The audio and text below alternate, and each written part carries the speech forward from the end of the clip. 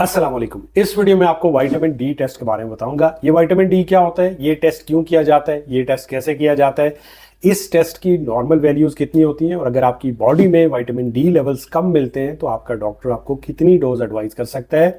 तो अगर आप या आपके घर में किसी ने विटामिन डी का टेस्ट करवाया है तो वो अपनी रिपोर्ट सामने रखें, क्योंकि इस वीडियो में मैं विटामिन डी को बहुत ही सिंपल जुबान में एक्सप्लेन करने की कोशिश करूंगा। सबसे पहले हम ये देख लेते हैं कि ये विटामिन डी क्या होता है। तो विटामिन डी एक फैट सोलेबल विटामिन होता है।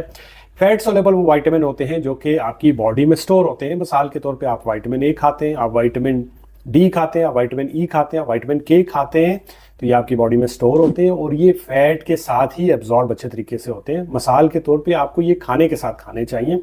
जब आप खाना खाते हैं तो आप इसे खा सकते हैं, खाने के दरमियान में थोड़े से पानी के साथ ले सकते हैं, और खाना नहीं खाया तो आप किसी भी फैट के साथ ले सकते हैं। मिसाल के तौर पे आप दूध के साथ विटामिन डी ले सकते हैं। विटामिन डी की दो फॉर्म होती है, एक को विटामिन D2 कहते हैं, एक को विटामिन D3 कहते हैं। जो D2 होता है ये प्लांट बेस्ड आपको फूड से मिल जाता है, जैसे आप मशरूम खाएंगे तो ये आपको मिल जाएगा। जो D3 होता है विटामिन, उसको लेने के लिए आपको एनिमल फूड खाना होगा। जो एनिमल फूड में आप रेड मीट ले सकते हैं, आप ऑर्गन मीट ले सकते हैं, आप फिश ले सकते हैं, आप अंडे ले सकते हैं। तो इन सब चीज़ों से आपको विटामिन डी मिल जाता है। इसके अलावा चीज़ के अंदर बाय द वे बहुत अच्छी क्वांटिटी के अंदर विटामिन डी मौजूद होता है। इसके अलावा विटामिन डी के लिए आप सूरज की रोशनी में भी बैठ सकते हैं। जो सनलाइट होती है उसकी जो यूवी रेडिएशन होती है वो जब आपकी स्किन के ऊपर पड़ती हैं तो आपकी स्किन के नीचे एक तरह का कोलेस्ट्रॉल होता है जिसे 7D हाइड्रो कोलेस्ट्रॉल बोलते हैं, जिसे सिंपल जुबान में आपके डॉक्टर अक्सर ये आपको बताते हैं कि आपके कोलेस्ट्रॉल से विटामिन डी बनता है। तो वो जो 7D हाइड्रो कोलेस्ट्रॉल होता है, जब इस पे सूरज की यूवी रेज पड़ती है तो ये इनको अपने अंदर एब्जॉर्ब कर लेता है, इसका ब्रेकडाउन होता है और ये विटामिन डी में कन्वर्ट हो जाता है। इसीलिए इसे सनशाइन विटामिन बी बोला जाता है। अब ये जो विटामिन D2 और D3 है ये फर्दर फिर आपके लिवर में जाते हैं, जिगर में जाते हैं, और जिगर जो है इनको विटामिन डी की इनएक्टिव फॉर्म में कन्वर्ट कर देता है, जिसे 25 हाइड्रोक्सी विटामिन डी भी बोलते हैं। और इसी को आपके ब्लड के अंदर चेक किया जाता है थ्रू रिपोर्ट, जो कि आपको अपनी रिपोर्ट के ऊपर लिखा हुआ भी नजर आता है। अब ये जो विटामिन डी की इनएक्टिव फॉर्म है, इसको एक्टिव फॉर्म में भी तो कन्वर्ट करना है, तो उसको कन्वर्ट करने का काम आपके गुर्दे करते हैं, और जिसे आप विटामिन डी या कैल्सिट्रियोल के नाम से भी जानते हैं। विटामिन डी का टेस्ट क्यों किया जाता है? तो ये टेस्ट तब किया जाता है जब आप अपने डॉक्टर को ये कंप्लेन करते हैं कि आपका मूड हर वक्त खराब रहता है, आपको कोई काम करने का दिल नहीं करता, आपकी हड्डियों और जोड़ों में, कमर में दर्द रहता है, आप बार बार बीमार हो जाते हैं, आपको मुख्तलिफ किस्म की एलर्जीज होती हैं, आपका वजन बढ़ रहा है, आपको PCOS है, इसी तरह से आपको इनफर्टिलिटी के मसाइल हैं, आपका टेस्टोस्टेरोन लो है, आपका मूड खराब रहता है, ऑस्टियोपोरोसिस है, ऑस्टियोमलेशिया है, सोराइसिस, लिवर या किडनी डिजीज, डिप्रेशन, वजन कम करने की कोई सर्जरी की है जैसे गैस्ट्रिक बाईपास किया है, इसी तरह से आप में कैल्शियम की कमी है, बच्चों में जो रैकेट्स होते हैं उनमें भी आपका डॉक्टर ये टेस्ट आपको करने को बोल सकता है। ये टेस्ट कैसे किया जाता है? तो इस टेस्ट को करने के लिए आपके बाजू से एक ब्लड सैंपल लिया जाता है और 1 से 2 दिन में, डिपेंड करता है आपकी लैब के ऊपर, आपको रिपोर्ट दे दी जाती है। इस टेस्ट करने के लिए कोई खास प्रिपरेशन की ज़रूरत होती है, तो इस टेस्ट के लिए आपको किसी भी प्रिपरेशन की ज़रूरत नहीं है, फास्टिंग में इवन के जाने की भी ज़रूरत नहीं है। बट अच्छा है अगर आप सुबह के वक्त जाके सिंपल दे दें। इस टेस्ट की नॉर्मल वैल्यूज़ कितनी होती हैं? तो नॉर्मल वैल्यूज़ को जानने के लिए मैं आपको एक रिपोर्ट दिखाऊंगा ताकि आपको बेहतर तरीके से समझ आए। अगर आपका विटामिन डी जो कि आपको इस रिपोर्ट में नजर आ रहा है 20 नैनोग्राम पर ml से 30 नैनोग्राम पर ml के दरमियान में आता है, मिसाल के तौर पे 21, 22, 24, 27, 29, तो ये इनसफिशिएंट है। यहाँ पे आपको डॉक्टर आपको खाने में विटामिन डी लेने को बोलेगा। मिसाल के तौर पे जिन चीज़ों में विटामिन डी ज़्यादा है वो आपको लेनी होंगी, जैसे एनिमल फूड है वो आपको खाने के लिए बोला जा सकता है। इसके साथ साथ आपको सनलाइट में बैठने का भी बोलेगा, 10 मिनट के लिए या 40 मिनट के लिए, डिपेंड करता है आपकी स्किन का कलर कैसा है, आप किस एरिया के अंदर रहते हैं, तो वो आपका डॉक्टर आपको डिसाइड करके बता देगा कि आपको सूरज की रोशनी में कितनी देर बैठना है।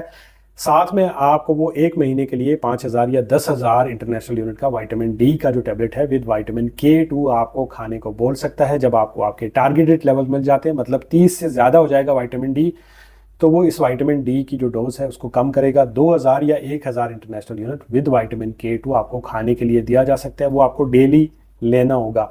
अब कुछ जगह पे अगर आपका इनसफिशिएंट आता है तो आपका जो डॉक्टर होता है वो 2000 इंटरनेशनल यूनिट का विटामिन डी का जो टैबलेट है विद विटामिन K2 आपको 6 से 8 हफ्ते को खाने को बोल सकता है, जिससे आपको आपके टारगेटेड लेवल्स मिल जाते हैं।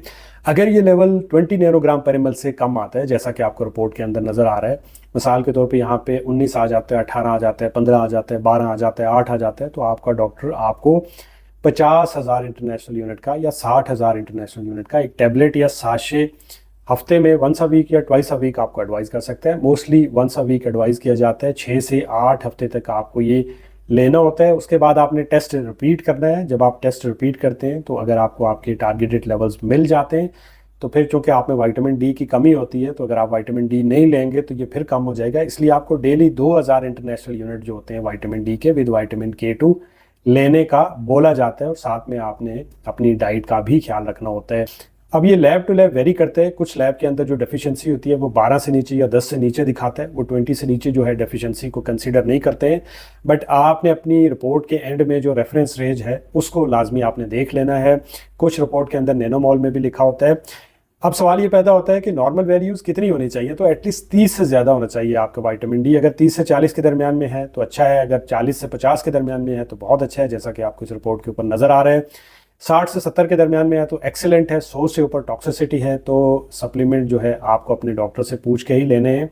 बट कोशिश करिए, अगर आपने हेल्दी रहना है तो आपका विटामिन डी एटलीस्ट 30 से ज़्यादा होना चाहिए। अब अगर किसी को विटामिन डी लेने के बाद भी उसके विटामिन डी लेवल्स इंप्रूव नहीं हो रहे, या सीवियर डेफिशिएंसी है, या उसको एब्जॉर्ब नहीं हो रहा है, तो फिर विटामिन डी के जो इंजेक्शन होते हैं वो दिए जाते हैं, जो कि 2 लाख इंटरनेशनल यूनिट में होते हैं, 3 लाख में होते हैं, 6 लाख में होते हैं, जो कि 3 से 6 महीने में आपको एक दफ़ा आपके डॉक्टर की तरफ से दिए जा सकते हैं, जो कि आपका डॉक्टर आपको डिसाइड करके बताएगा कि आप में कितनी डेफिशिएंसी है। जब आपका टेस्ट किया जाएगा, ये जो टेस्ट होता है वो पाकिस्तान में 4 से 5 हज़ार में किया जाता है, जो कि काफ़ी कॉस्टली है।